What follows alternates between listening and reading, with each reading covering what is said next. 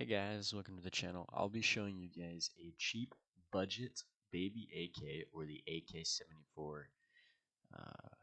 AK74u.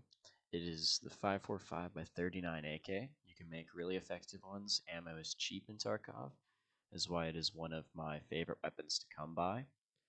I'll be showing you guys a gun you can use. Say you're down on your luck, your money's not going very well. I am using Mechanic 2 for reference, since that's kind of an easier goal to hit. That'll come in line with most of our parts, maybe a little bit of prap or two. Most of your traders should be around 2 by this time in wipe. But I'll be showing a nice budget way that you can still have an effective weapon. So, starting here with the handguard, you're going to put on the very effective, the AK74u, the CAA XRSU47SU tactical handguard. This thing is great. It removes 3 recoil, gives you 10 ergo, reduces the heating chance, improves cooling. It is awesome. It allows for scope, allows for 3 tactical mounts, and a foregrip. Now, I prefer using this. I think the price comes in at about 20-ish K. Yeah, you can get it for about 25K. It's a cheap option, very effective, something I would recommend. Now, the one issue I have with it, I'm going to put this out here right now, is if you do put a sight here, it's incredibly close. You will not get far scope. You will not get one very far up unless you put it on the end. So if you'd like to do that and you like your sights closer, this is a great option for you. But if you don't, you can tack on just a small bit more money to put on the B18. This only removes 1 ergo. It allows for a sight grip, and what I prefer, a better spot. It's kind of far, not too far. Helps the tracking, not taking up as much as your screen. And it's also not that expensive. Let's see, they come in at about 4K. 4K from Mechanic 2. And the sight is interchangeable. You can put on any sight you want. Does not really matter. If you're looking for budget, keep on the metal skeleton stock and just put on the 6B15U.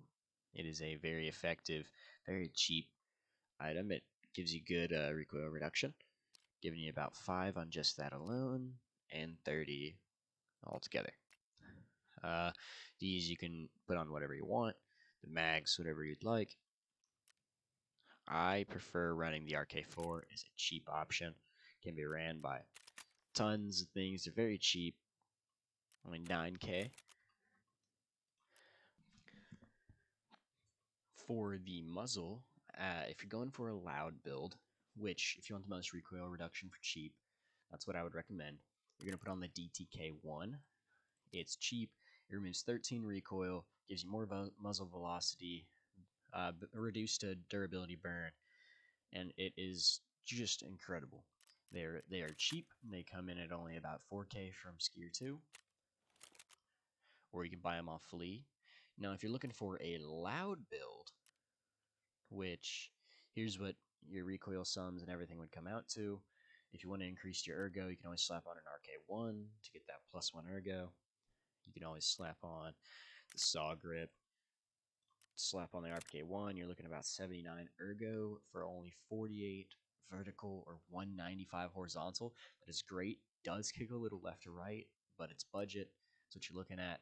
It's probably going to run you, including all of the guns together, it's going to run you about, ignore the sight because that's interchangeable, about 82K for the entire gun. Which, that's good. Good budget. If you need money, it's like one scav run. Not even a good scav run. It's just selling your gear from the scav run. Now, if you're looking for a loud build, which I'll leave that up in the corner. Let me remove these, put on back on the defaults. If you're looking for a quiet build, I would recommend using the PBS4. Now, you're going to lose some of your vertical recoil control, a little bit of your horizontal recoil control. You're going to lose ergo, but it's silent. I like silent weapons. Silent weapons reduce the amount of people who are going to push you in a fight, might reduce the chances of people third-partying you. It's going to come in at about 23K on a cheap day. It is a nice suppressor. It removes 10 recoil, at least 25 ergo though, gain more durability burn, but you do gain some muzzle velocity. It is nice. It is very helpful. It does take a little more space up in your stash than wanted, but you know, that's what you get coming with it. Those are some. This is a very effective budget weapon. Now, one of the reasons I prefer this thing as a budget because the ammo is so accessible. You can buy PP straight from Prapper. PP is very effective ammo because if you're putting enough rounds into someone anyway, you're going to kill them to blunt damage if you don't get through the armor. Let alone armor is only there to extend lifetime. Even like a Makarov pistol could get through a tier 5 with enough bullets. So, or really what you're worrying about is tier 4 with the small accessibility to tier 5 armor right now.